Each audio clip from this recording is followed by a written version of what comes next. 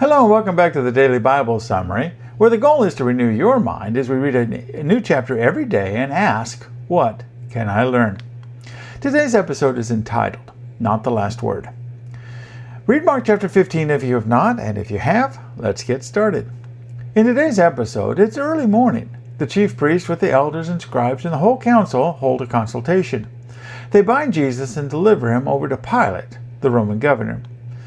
Pilate asks Jesus if he's the king of the Jews, and Jesus simply says, "You have said so." While this is a strange statement to our ears, it is nonetheless an affirmation. And the chief priests are accusing him of many things, but Jesus makes no further response, so that Pilate's very amazed at his silence. Each year now, Pilate has a custom at the Passover feast to release one prisoner from whom the people will request. And in the midst of Jesus' trial, the crowd comes up to Pilate and asks that he would do as he usually does. Knowing that the chief priests have delivered Jesus out of envy, Pilate tries to appeal to the people by offering to release Jesus. But the chief priests stir up the crowd and have them ask for a notorious murderer named Barabbas instead. And to make matters even worse, the crowd then begins to insist that Jesus be crucified. Pilate asks what evil he's done, but they shout all the more, "Crucify him, crucify him." So Pilate, wanting to satisfy the crowd and not allow a riot to start, releases Barabbas. He has Jesus flogged and delivers him to be crucified. Think about that exchange. A murderer and insurrectionist goes free, and the innocent Son of God goes to the cross. That's the gospel in a nutshell. The guilty one is set free, and the innocent one takes his place.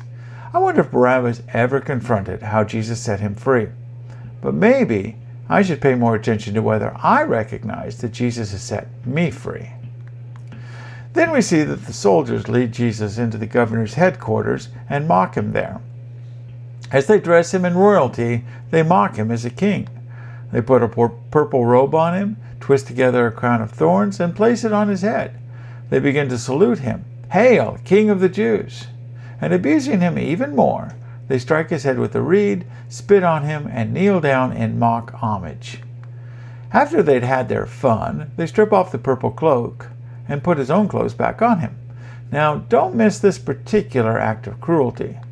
You see, the blood from the flogging would have soaked the robe and dried it onto his back.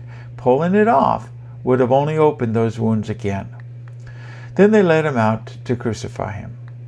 The King of the universe has been rejected by his people and mocked by Roman soldiers. He who spoke worlds into existence has been beaten and spat upon. And he endured it, all for us.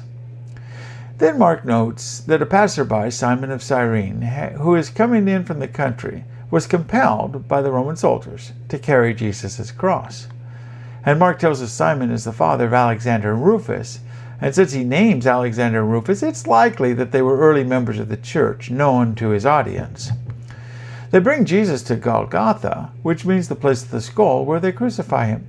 Now it's 9 o'clock in the morning when they crucify him, and the inscription of the charge against him reads, "The King of the Jews."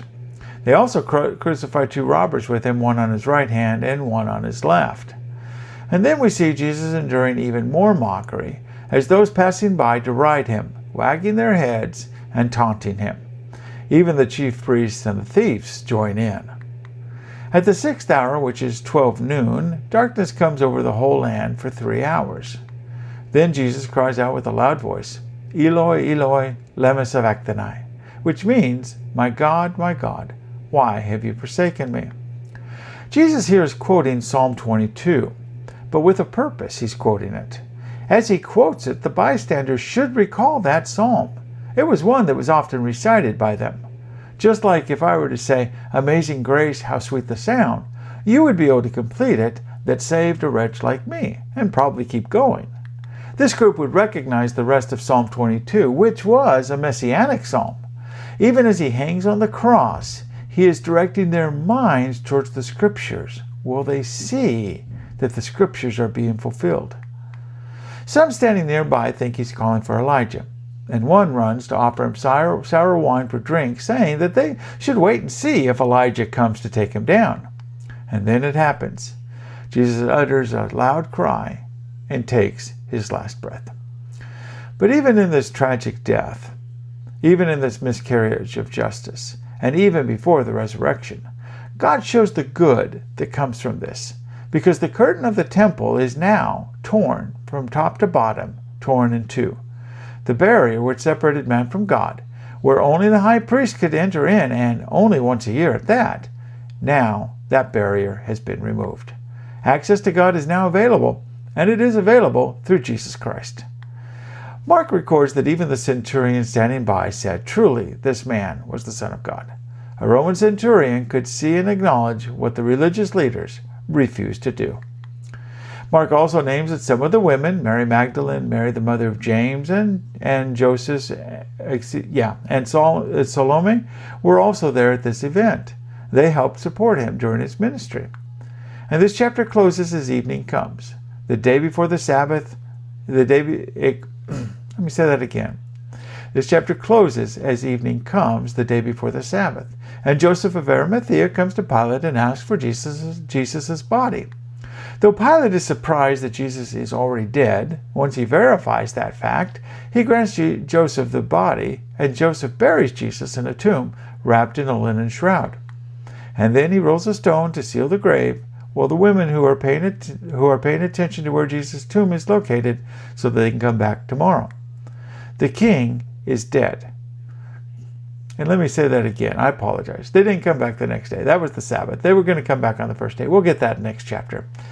But now we see that the king is dead, crucified among thieves and buried in a rich man's tomb. But the story isn't over. The Jewish leaders and Pilate do not have the last word about Jesus' fate. God has something to say yet. So what can we learn from this chapter? Today we focus on one important thing. Jesus chose to save us instead of himself. What were the options? There really were only two: die or live. We saw Jesus ask the Father to take the cup away, but he still went forward with the plan that had been laid from the foundation of the world. You see, the cross wasn't plan B. It was plan A all along. Even as the mockers were saying he saved others, he cannot save himself, they had no clue how right he was. Only by his chastisement, that is, by not saving himself, did we gain peace. Only by his wounds were we healed. Well, Jesus could have called 12,000 legions of angels to rescue him. We would then not have the atoning sacrifice. And had he done so, how could the scriptures have been fulfilled? Are you living your life like someone whom Jesus died to save? Are you living your life for his glory or for your own? Has his death changed your life at all? Tomorrow, Lord willing, we'll move into Mark chapter 16, where we will see God render his verdict and declare Jesus innocent with a spectacular display of power. As we reflect on the King who died on a cross for us, instead of allowing himself to be rescued, we continue to renew our minds.